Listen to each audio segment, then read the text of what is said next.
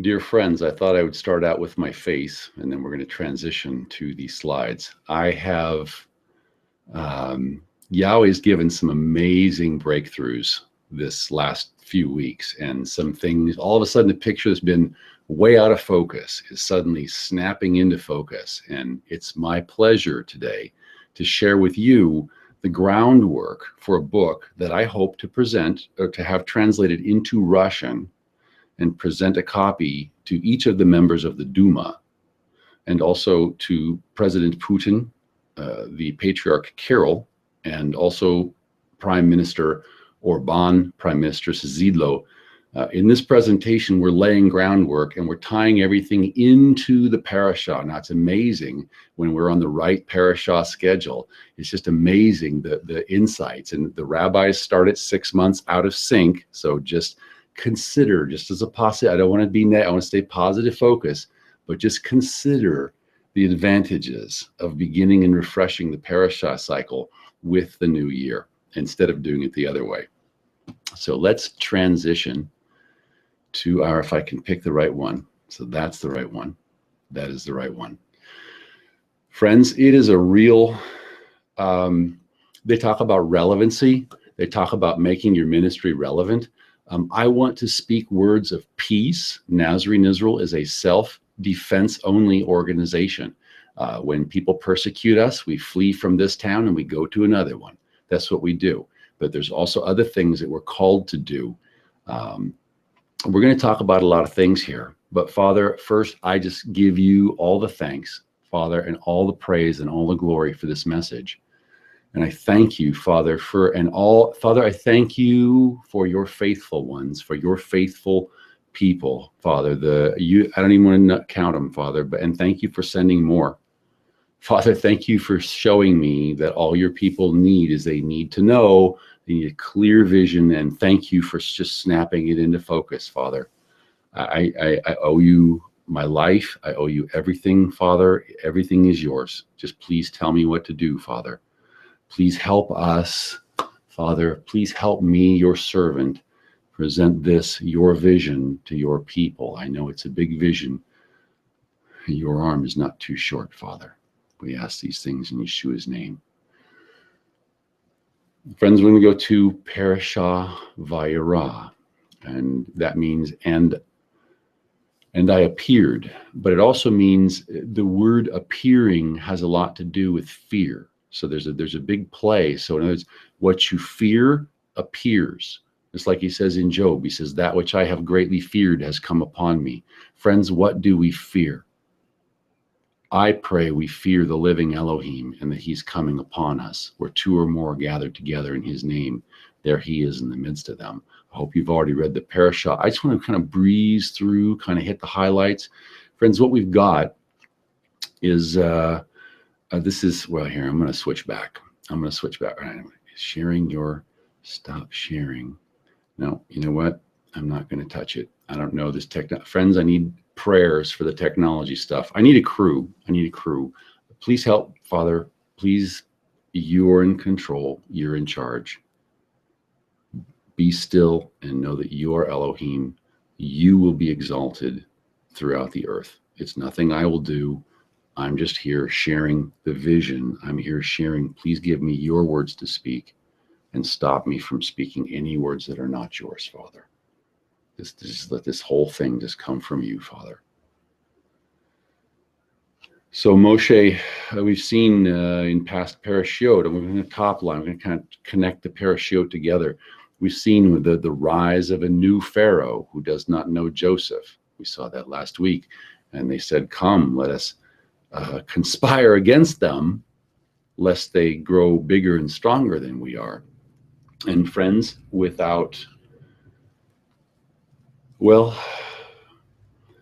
I hope with forgiveness and love, I hope to show in this presentation why the rabbis are the ones behind. Anyway, we'll talk about the black horse.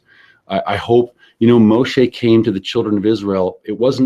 Not all of them couldn't hear him. Some of them could hear him.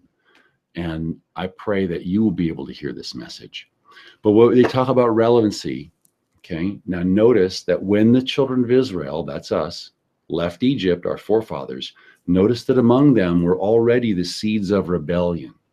We talk about Korah's rebellion. So Korah was already there among them, and we'll see Korah show his face later on. Give me one moment here. I've got to do alrighty, there we go. So I can serve you better. Very good. Let's kind of breeze through this. I want to make a lot of time. I've promised people time. I want to explain Jacob's ladder and the vortex. You will not, well, I know I pray, Yahweh, dear Yahweh, Father, please help me stay out of the way, Father. Help me stay focused on you, like you told me to do.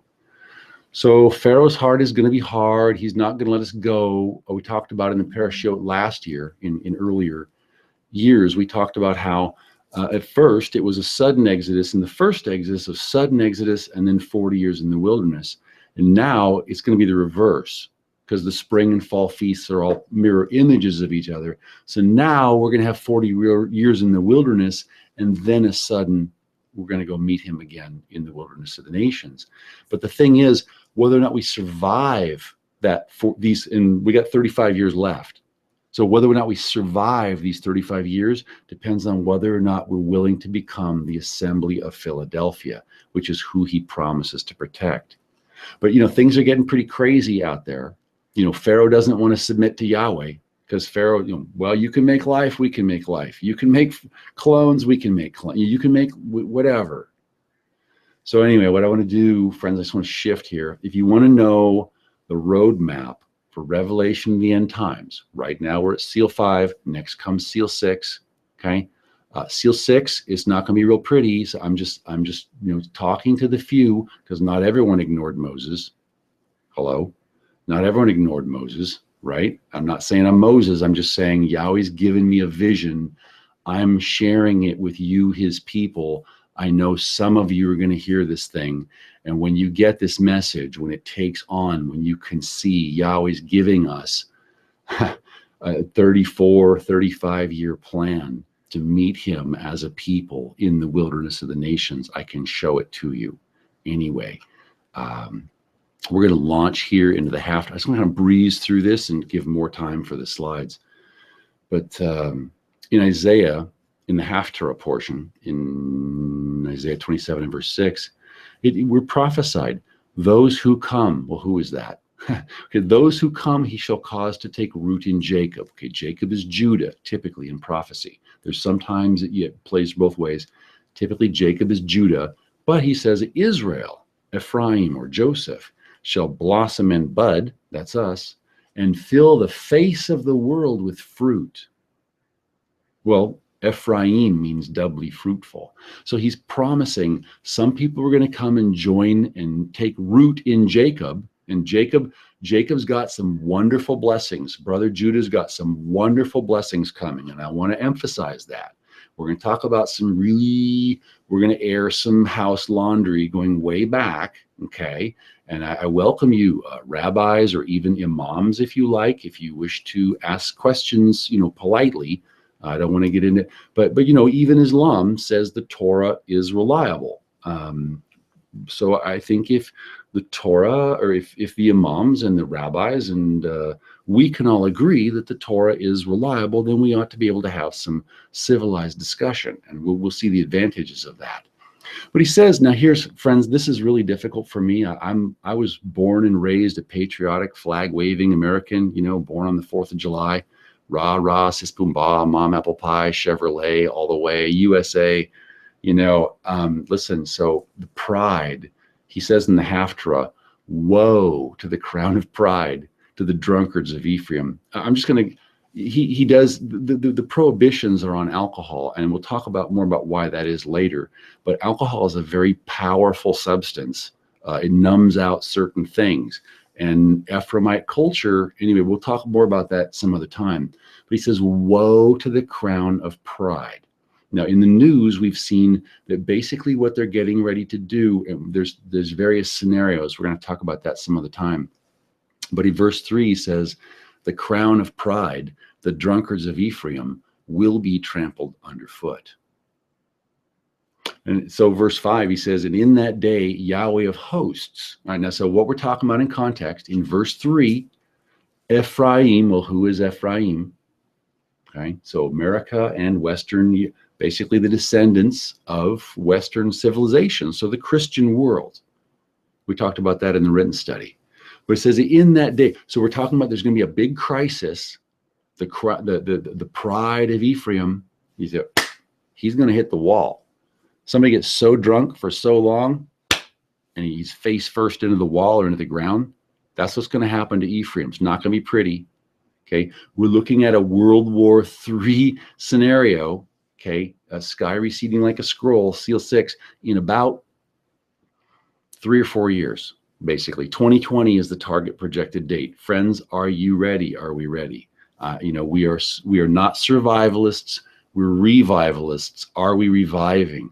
Are we resuscitating? In that day when we resuscitate, Yahweh of hosts. What's a host? It's an army. It's not an army goes out from the host. It's talking about an organized camp. And we'll talk a lot more about that as the parashiot progress. So in that day, we're going to recognize, we need a martial structure. We need a military structure. We've been living into the English culture, which is this beautiful, fabulous, wonderful language. I love it. It's very articulate, very precise. A Greco-Roman, Western, pagan tongue has a lot of advantages, and that's why people flock to it. But we need to begin returning back to a Hebrew mindset, back to a Hebraic mindset, okay? It doesn't flourish quite as fast because the Eastern cultures are martial cultures, and it's a Middle Eastern culture. So it's a martial culture. So it's a patriarchal culture. So we need to begin at least mentally making the shift. And what I'm saying, people are like, well, what are you talking about? We're already patriarchal. I'm saying what I want to show you, we're going to see in this parasha. I'm just kind of top lining. I'm speaking a message of vision, coming from Yahweh that he's given me. I just want to share the vision with you. Okay, anyway. So we're going to have all these covenants of death, which is a mortgage annulled. And I just want to blow through here. We had some outstanding questions came in. People ask questions. Listen, if you're one of the people, I'm kind of like a soldier in the trench. Okay, it's a spiritual trench. We're self-defense in the physical realm only for right now. But in the spiritual world, I get shelled every day, guys. It's kind of like I'm the guy in the trench. My magazines are half missing and or half empty. What I want to do, I want to share with you. Okay, this is the key. This book here, Nazarene Israel, will give you the basics of Levitical and Melchizedekian organization. It'll explain to you, it will explain why the Levitical order was organized the way it was, why it lasted, when it came, why was it given, how long did it last? Why? Blah, blah, all that. That's the basics. And then when you want the details, you want the next level, that's Torah government. And now we're writing the next book, which is Christendom 2.0, which we're taking things to the next level, and we're blending that into the news parasha, parashiot, which is plural for parasha. So basically, these two books here, if you want to get a groundwork, you're like, what's he saying? Just please, read this book. We had some wonderful, wonderful volunteers help proof it just to make it smooth and this kind of a thing. And then read Torah Government. This one version, I got to get a new slide. Version 2.2 is the one you want. It's free on the website. Got to get this information out there. Anyway, moving forward. So in the good news, now watch this, because we're going to see this crop up a lot. This is something that I get hit with this every day. So in Luke, or Luca, or Luke, double Luke, 5:33. He said, so check the rabbis, check this out. Check out this attitude. Check out this spirit, right? Check out this bad attitude. Check out this demon. They're like, why do John, the disciples of John fast often and make prayers? They're a lot like us. You're not like us. What's with you? You guys eat and drink. You're not like us. Those guys are like us. You're outnumbered. It's a red horse spirit. You're outnumbered. So Yeshua's like, okay, if you're wanting to get smacked or get explained to, this is really one of the nicest, I think, to me, when I read this is one of the nicest ways Yeshua, because he really builds them up in this passage. And we need to remember that we're the ones who left our Father's house. We're the ones that need to come back to the Torah. But what I'm going to show is we're not going to come back to a level 2 rabbinic Torah or a level 3 Torah. We're going to come back to a level 1 Torah from the Christendom rail. And that's what we're going to talk about. Kind of just breeze through these. So he spoke a parable. He says, now listen, no one puts a piece, this is a new garment. Okay, this is new cloth. This is next generation of Israel. Okay, we're renewed covenant Israel. This is a renewed covenant. Now, we can't forget the foundation, like the Western church. You don't build a building and all of a sudden you don't need a foundation. That doesn't work. That doesn't last for a millennium like we need to do. No, you have to build in stone, the Eastern way, with patriarchal culture, martial culture. But we have to, in a Middle Eastern way, we have to do things Yahweh's way. So Yeshua is trying to explain to all these guys who are coming at this from this heavy-duty rabbinic perspective. He's saying this is something new. This is something brand new, okay? And you got to have a new form of organization. You guys wanted to join the rabbinic order, and you went fasting and ritual, wrote set prayers, blah, blah, blah, okay? It's not going to work. You try and mix us in there, it's just going to make a tear. It's not going to fit. It's not going to match. And this is why it's so ironic with all these level 2 messianics. It's like, why do you guys want to do the Levitical thing? Why do you guys want to do the rabbinical thing? Why? This is Yeshua. Are we Yeshua is like, why do you call your disciples and you blow off? You do not do what I say. And this is, kind of a message. I'm just kind of, this is a time. If ever there was a time, friends, just looking at the news, if ever there was a time, if there were, there's all, it doesn't matter, if it was 100 years ago, we're all going to die. And when we die, he's going to say, did you do what my book? Did you read my book? And I think we're all here because yes, we want to, but let's take a look and see what this says. Because he says, you listen, it's not going to work in a rabbinical thing. You're going to try and do the rabbinical thing. You're just going to have a mess. It's going to tear. And, and you don't listen. We've got it's a new wine. Check this. He's being really soft, really sweet on the rabbis, I think. He says, look, and you don't put new wine into old wineskins. Okay. So you've got the old, but hang on a second, or else it's going to burst and everything's spilled and it's a big mess. He says, but okay, here's the thing. You got to put new wine into the new Melchizedekian order, which we explain in Torah government, well, a little bit in Nazarene Israel. We get into details in Torah government. We just pay attention. With the news Parasha, I just tune in every week, and I'll just listen, and I'll spell it for you. You don't even really need the verses, but it helps. He says, but here, check it. He says, but no one having drunk old wine, okay, the Levitical format, the rabbis are a takeoff from the Levitical format, immediately desires the new, or the Melchizedekian order, because he says the old is better. Because why? Because I know why people like to do the rabbinic thing, is because they have set order, they have set ways, they know what they're going to do. There's a program for the children. Help me with those things, friend. I'm working on all those things. I have so many projects. I could do so much more for you. Friends, I just want to kind of blow through that. I want to shift gears now, and blow through is the wrong word. I kind of want to top line, kind of breeze through that, kind of give a top level view. And now let's just make a shift here. And Father, I just ask you, please, again, please help me stay focused on you and not on the people. Please help me focus on you and relate your words to the people.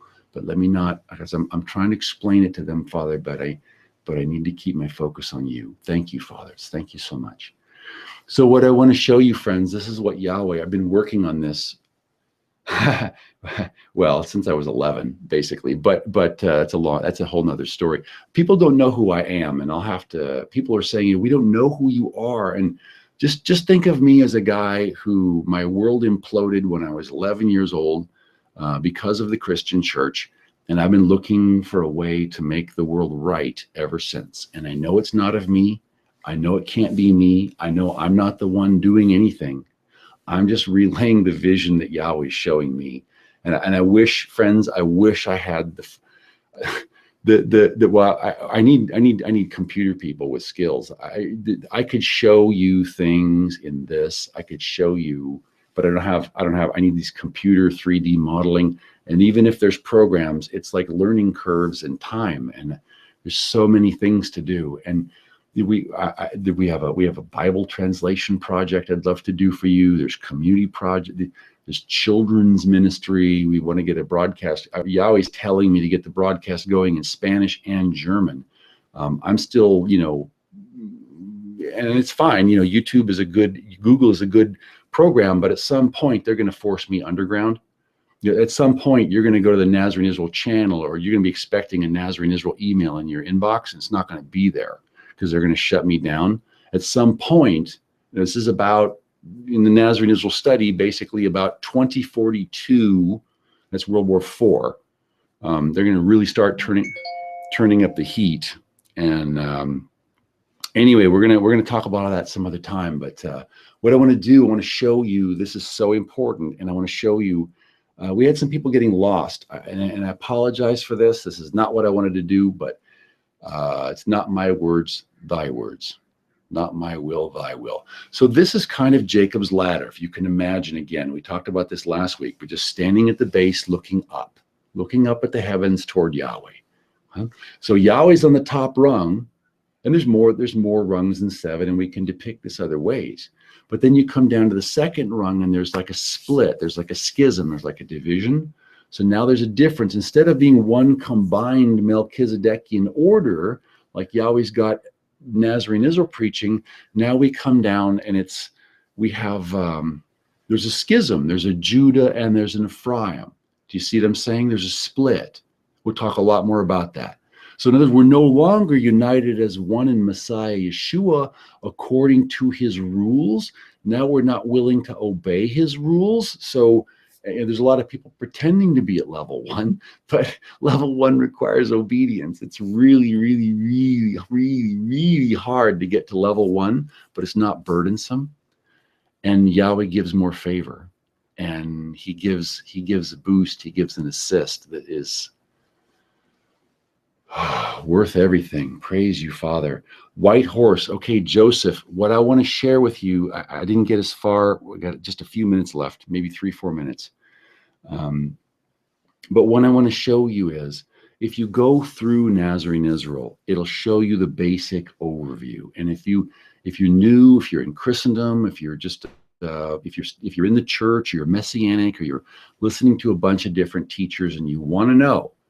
Okay, I mean, some people, they can just hear. It's like, okay, I'm hearing the truth. I can tell I'm hearing the truth. That's it. That's good. That's everything. If you're one of those people, I can serve you with the broadcasts. If you prefer a written, or you have more questions, I recommend the written studies, because these studies basically is just stepping through like 16, 17 years of study. And this is about as easy as I can spell it out.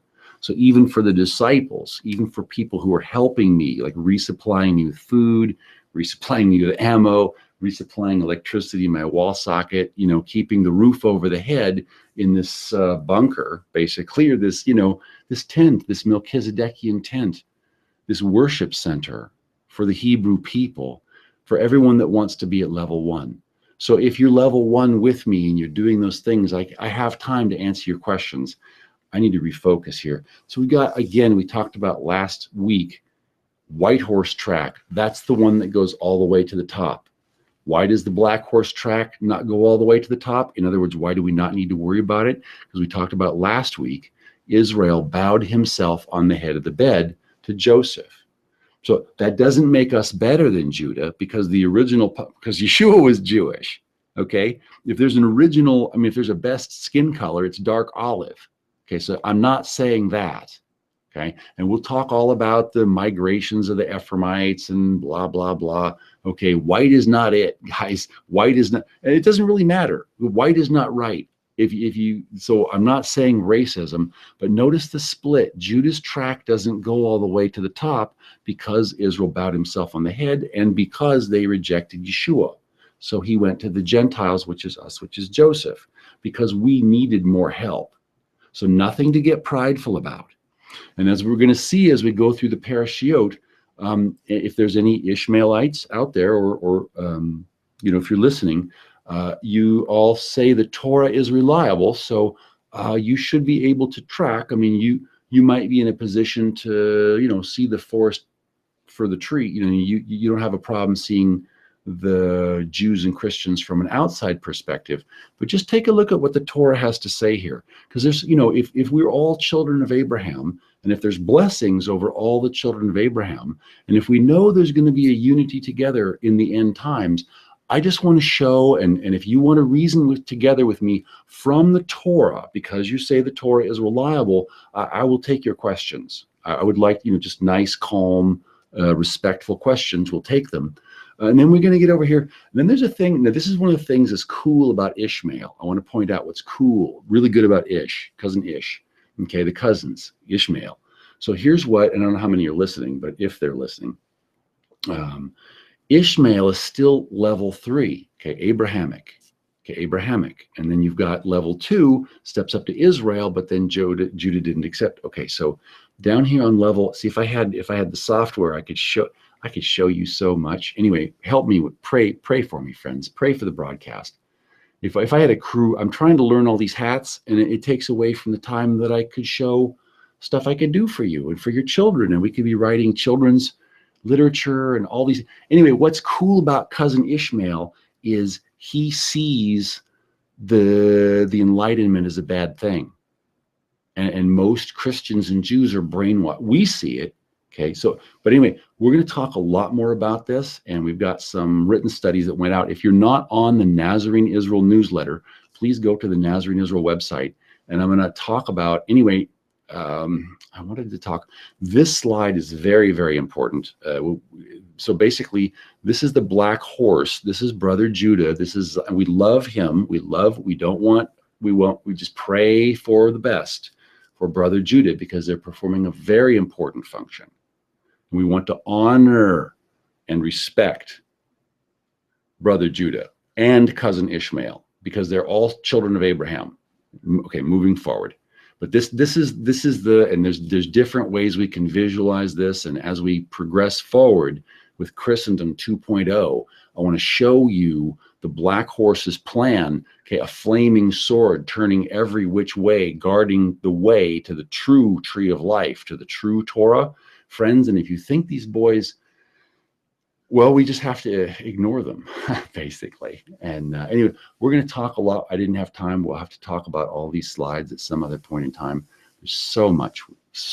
Father, thank you for so much.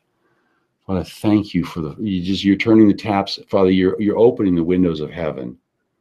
And I thank you, Father, for so many years of prayer. You're answering so many years of prayer.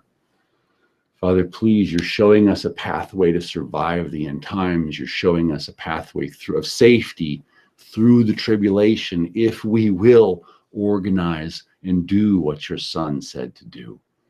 And Father, I just thank you so much. Father, I give you all the praise. Father, please help me, your servant, stay focused on you and not on your people, and speak your words to your people. Please help your people hear not my words, but your words. Father, and please help me just focus ever better all the time on you as I serve you. And thank you, Master. Please help your people understand your vision, that they may understand that you are not only Yahweh, but you are Yahweh Elohim and Yahweh Elohim Tsevaot. Father, I ask them please to understand the meanings of the titles and what they mean. And Father, I just thank you. I thank you for your faithful ones. You're sending more people, Father. I thank you. Friends, if this broadcast helps you, and if you'd like to help me share it with others, there's so much I could do, so much more I can do for you and your family and your wives and your children, brothers. There's so much more I can do if we will all take our places, as explained in Torah Government version 2.2, because what we want to do, brothers, is we want to bless our children. We want to bless the next generation of Israel. And in order for us to do that, we must be the literal priests, providers, and protectors for the nation. There's 3 collapses and 3 nuclear wars coming. I can show that, all that to you. Friends, please pray with me. Father Yahweh, please put your blessing upon your people, your obedient ones. I ask this only for your obedient ones. And I ask that we all become your obedient ones. And anything I can do, Father, please just let your servant know. Yivarechecha Yahweh ve'yishmerecha.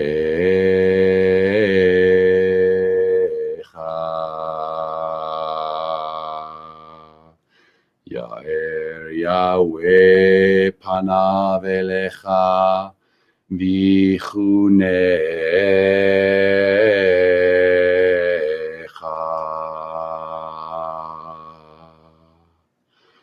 Yisa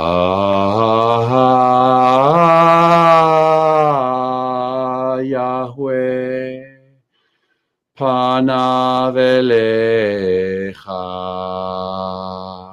v'yasem lecha shalom.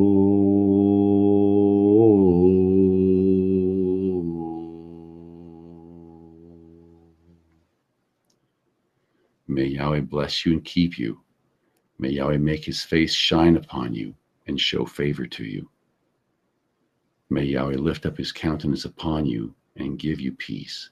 In the name of the Prince of Peace, the Field Marshal of Peace, Yeshua HaMashiach, Melech Kol Yisrael. Amen and amen.